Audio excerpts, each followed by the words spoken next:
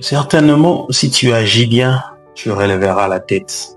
Et si tu agis mal, voici le péché s'écouche sur ta porte. Et tu as une responsabilité de dominer sur lui. Aujourd'hui, je m'adresse à une personne qui sent en lui une forme de sentiment qu'il n'a jamais ressenti depuis qu'il existe.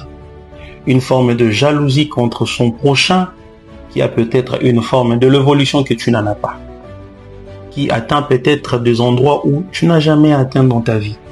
Qui a du succès dans son entreprise, dont tu vois ce chose qui lui appartient en train de se propulser.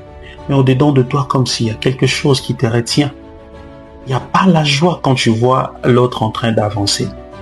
Je m'adresse à toi pour te dire que cela est éphémère et ces sentiments ne viennent pas de Dieu. Alors si tu n'apprends pas à dominer contre cela, le péché se couchera à ta porte et tu finiras à commettre le crime. Le crime, ce n'est pas seulement verser le sang de manière physique, mais c'est déjà cette forme de conspiration que vous avez au fond de votre cœur, cette haine que vous faites accroître au-dedans de vous. C'est déjà un crime que vous êtes en train de conspirer. Mais aujourd'hui, je suis venu juste pour t'amener à ne pas atteindre ces niveaux, pour ne pas y arriver.